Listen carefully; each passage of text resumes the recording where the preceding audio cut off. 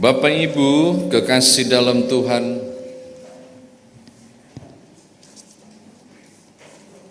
jadi low-nya diturunkan supaya tidak feedback. Saya sudah sampai di mana? Oh, belum mulai tadi ya. Tolong lihat bacaan ini secara khusus pada ayatnya yang kelima. Pada ayat yang kelima ada kalimat seperti anak-anak kekasih, anak-anak yang kekasih. Tekna agapta dari kata agape, kasih, tekna dari kata teknos itu menunjukkan pada anak, tetapi bukan anak yang dewasa, anak kecil di bawah 5 tahun yang masih sangat membutuhkan pembimbingan dari orang tua.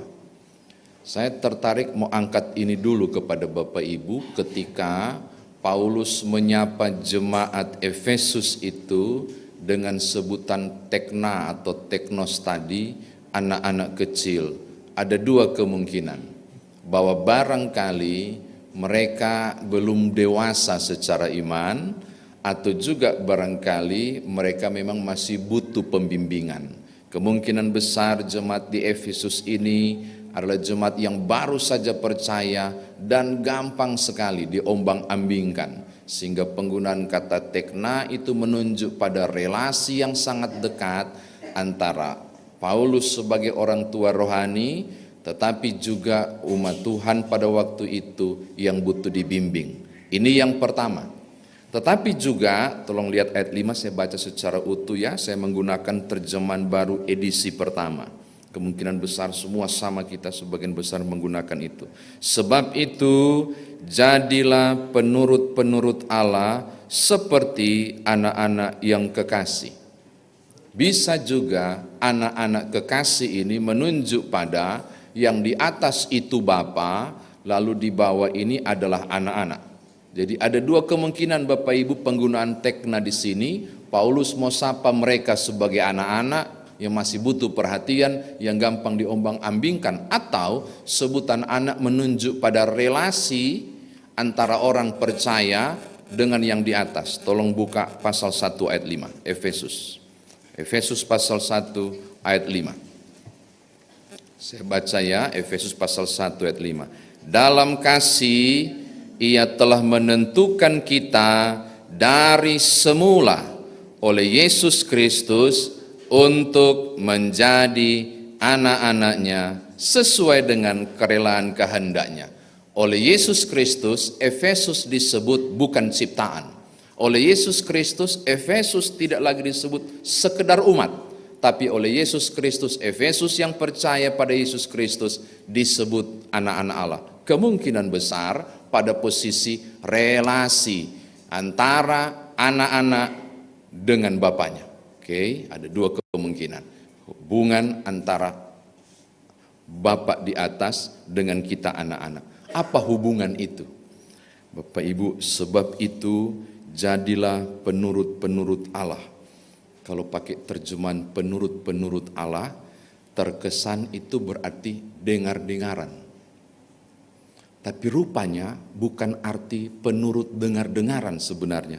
Itu dia menggunakan kata mana itu? Mimetai. Mimetai itu berarti peniru. Peniru atau pengikut. Peniru atau pengikut. Pernah tahu kata mimik?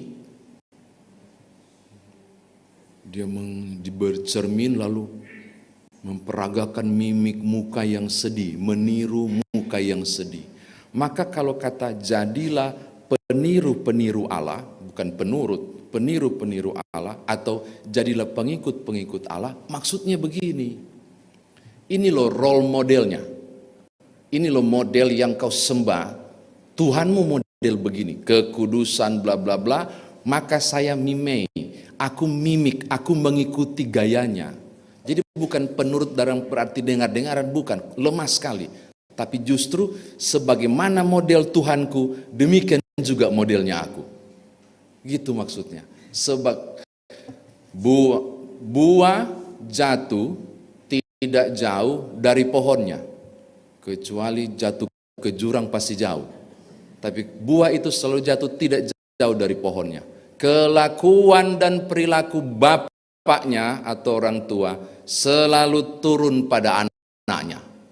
Dalam konsep mimetai tadi atau mimik, mestinya apa yang dilakukan oleh sang bapa turun pada anak-anaknya. Apa itu? Kita dapat di ayat yang kedua. Seperti Kristus yang mengorbankan dirinya, lakukanlah hal yang sama, penuh kasih kepada sesama. Ayat 2 kan bilang begitu. Jadi yang ditiru, peniru dan jadi pengikut adalah hidup dalam keteladanan dengan Kristus. Ini catatan saya yang pertama. Yang kedua, Bapak Ibu, orang yang hidup meneladani Kristus, orang yang hidup meneladani Kristus, maka dia perlu menghilangkan hal-hal yang mestinya tidak muncul. Efesus bilang, apa itu? Pertama, percabulan.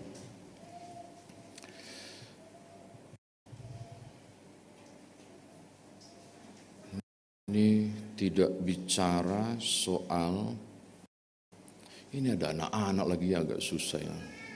Enggak bicara soal itu ternyata Bapak Ibu, karena dia menggunakan kata porneia. Kata porneia itu memang disebut percabulan, tapi lebih kena pada perilaku-perilaku yang tidak benar secara kaidah sebagai orang percaya, yang lebih tepat diarahkan maknanya pada penyembahan berhala. Karena dia tulis porneia, bukan pornos, bukan. Dalam bahasa Yunani enggak, baru porneia. Jadi sesuatu yang tidak patut dilakukan sebagai orang percaya, dan maknanya ada pada penyembahan berhala. Itu dulu. Jadi kata percabulan pada kondisi itu seperti saudara dengar persinahan. Itu bukan antara seorang suami yang tidak setia kepada willnya, bukan. Dalam konteks perjanjian lama, persinahan berarti aku nyembah Allah tapi kuserong ke Baal. Itu persinahan. Jadi pemahamannya seperti itu. Nah, tidak boleh jika engkau meneladani Kristus, kata Paulus kepada Efesus, hiduplah dalam kebenaran, penyembahan yang benar hanya kepada Allah dan bukan pada berhala. Baru kedua dia bilang soal kecemaran, ini misalnya kenajisan, perilaku-perilaku yang tidak berkenan. Lalu keserakahan. Tahu nggak Bapak Ibu, keserakahan itu kata pleoneksa, maaf ya menggunakan bahasa asli, pleoneksa. Saya mau tunjukkan begini, itu feminim loh. Pleoneksa berarti kepada perempuan-perempuan yang serakah. Apa itu? Yang tidak puas apa yang dia miliki, yang mengingini melampaui apapun, yang pokoknya secara bendawi dan hal-hal yang lain. Itu termasuk kata pleoneksa, serakah, perempuan yang serakah, yang ingin menguasai segala sesuatu. Saya bilang, waduh, ini perempuan-perempuan Efesus nyandak benar ini. Kenapa cuma perempuan? Berarti laki-laki di Efesus sangat alim, tidak serakah, tidak haus kekuasaan, tidak amat mengingini apapun. Aku dapat di ayat yang kelima, ada kata serakah lagi. Tapi dia menggunakan kata pleonektas, nektes itu maskulin. Ya, ada kotek laki-laki yang serakah juga, yang tidak puas. Ini bukan cuma menunjukkan pada perempuan, tapi juga kepada laki-laki. Artinya seluruhnya engkau harus hidup di dalam kebenaran. Lalu baru muncul ayat yang kelima. Ada kata orang sundal di situ, Bapak Ibu. Oke, itu baru ada kata pornos tadi. Dan aku terkejut itu menggunakan jenis maskulin. Maskulin. Ngerti nggak maksudnya? Pornos itu berarti seseorang yang melakukan tindakan yang berhubungan dengan yang nggak boleh kusebut karena ada dorang. Ngerti maksud saya? Tapi yang laki-laki, kalau yang perempuan ada 3 huruf, yang laki-laki yang huruf G, itu maksudnya. Ada loh. Dan betapa kehidupan Efesus luar biasa ternyata. Dan dikritik besar-besar. Makanya ketika saudara bicara soal kehidupan seks bebas di luar, penyebabnya perempuan, di Efesus maskulin. Mau bilang apa? Betapa mereka harus kemudian menyikapi benar keteladanan yang tepat. Kalau tidak, sia-sialah mereka disebut sebagai anak-anak Allah. Saya kira demikian firman Tuhan ditafsirkan bagi kita. Sekarang bagaimana kita bawa dalam kehidupan beriman kita? Dengarkan Bapak Ibu.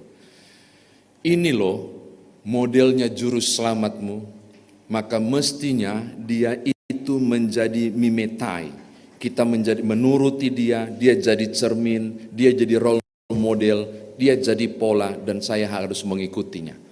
Siapapun saudara, Bapak Ibu dan saya dan adik-adik semua, anak-anak PT yang mau ke PA, anak-anak PA yang mau ke PT, yang selendang hijau mau ke selendang kuning, Bapak Ibu sekalian dengarkan.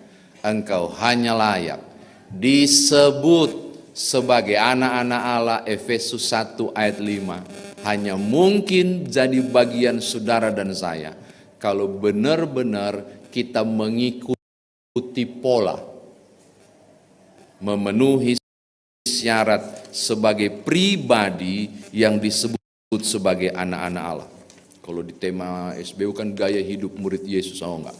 Saya enggak mau sebut murid. Bapak Ibu dan saya bukan lagi hasil ciptaan. Saudara dan saya bukan cuma umat, tapi saudara dan saya adalah anak-anak Allah. Maka title ini mestinya beriring sepadan dengan perilaku hidup yang benar. Berapa orang yang kalau mengucapkan sesuatu, entah dia bercandakah atau dia seriuskah, kadang mengucapkan hal-hal yang sembarangan. Demi Tuhan. Kalau enggak percaya demi Tuhan.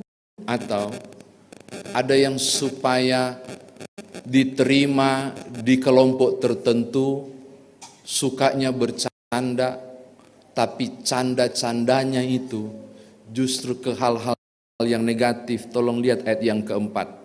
Kata kotor itu menunjuk pada cabul. Berapa banyak orang yang biasa bercanda seperti itu. Dan mulai bercerita dianggap lucu atau layak diucapkan. Mulutmu harus dijaga. Karena anak-anak Allah punya potensi untuk bukan bicara kata-kata kotor atau ini dia, mana itu, yang omong kosong. Cerita kisah yang tidak membangun. Justru mestinya sebaliknya dia bilang begini, ucapkanlah syukur, ekaristia, mengucapkan kata-kata yang memuliakan, mensyukuri perbuatan Allah. Daripada omong kosong, daripada mengucapkan sumpah serapah, daripada mulut itu bicara percabulan atau kotor, kenapa tidak bicara tentang pengagungan Allah? Saya mau katakan hal yang pertama. Ciri khas anak-anak Allah dicerminkan dari ayat 1 sampai ayat yang kelima. Hal yang positif untuk diikuti, hal negatif untuk dihindari. Enggak mudah Bapak Ibu. Saya seorang Kristen. Oh enggak, Bapak Ibu dan saya bukan bukan cuma seorang Kristen. Engkau adalah anak-anak Allah oleh Yesus Kristus.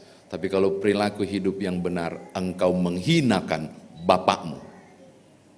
Saya ulangi ya, kalau hidup saudara dan saya tidak berperilaku yang benar, saudara sedang menghinakan pohonnya.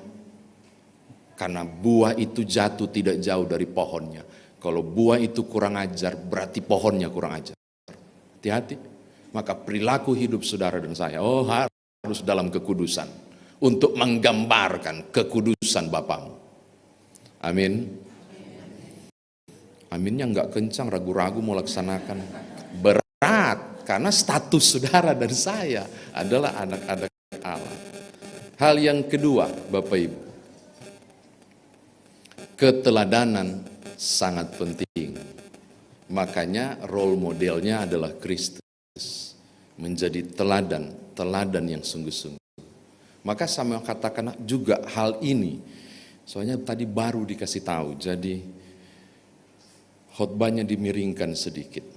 Untuk pelayan PT, role model kita adalah Kristus. Oke? Tapi anak-anak, role modelnya itu papa mamanya. Dan para pelayannya. Anak-anak lebih muda untuk melakukan bukan apa yang didengar, tapi apa yang dilihat. Maka menjadi teladan itu sangat penting. Satu kali, ini bukan kisah nyata. Ada seorang anak, ada orang sangir enggak di sini? Enggak ada ya? Enggak ya? Saya yakin gak ada yang di ruangan ini orang yang percaya pada Yesus Kristus. Namanya Ungke. Saya punya papa Bali, mama saya Sangir. Namanya Ungke. Dia baru berumur sekitar 7 tahun kali. Dia anak yang paling girang, riang, luar biasa. Punya happy banget anak ini. Dan orang suka banget untuk saya menyapanya ke dia, pokoknya menggemaskan. Cuma nggak tahu kenapa dia buat kesalahan besar menurut mamanya. Apa itu? Waktu mamanya terima tamu, lagi ngobrol dengan tamu di ruang tamu. Tiba-tiba dia lari bermain, dia masuk, langsung masuk ruang tamu, langsung berpeluk ke mamanya, langsung ngomong, "Mama, kenapa Ungke? Rasa kincing. Mau kincing kita." Aduh, mamanya malu banget karena harus disebut begitu, ada orang lagi bicara dengan orang tua. Tamunya pulang. Apa itu Ungke? Sini kan? Sini. Kalau mama ada tamu, jangan ganggu. Jangan bikin malu. Jangan potong pembicaraan. Tunggu saja. Kalau kamu sudah pulang, baru kau ngomong. Terus jangan bilang kencing, apa itu? Gak sopan, ganti saja. Dengar baik-baik, kencing, ganti. Supaya orang gak tahu, bilang saja. Dia mau bilang buang air kecil, dia bingung, mamanya bilang, bilang saja mau menyanyi. Jadi supaya halus, mau menyanyi. Sambil dijewer dia kan pokoknya Ungki ini, pokoknya kencing sama dengan menyanyi. Oma datang dari Manado, pergi Sangir. Kangen sekali dengan cucunya. Padahal ada kamar tamu. Omanya bilang, "Nyanda, kita mau tidur dengan Ungke." Terjadi Bapak Ibu. Pasti sudah mulai nangkap cerita saya kan.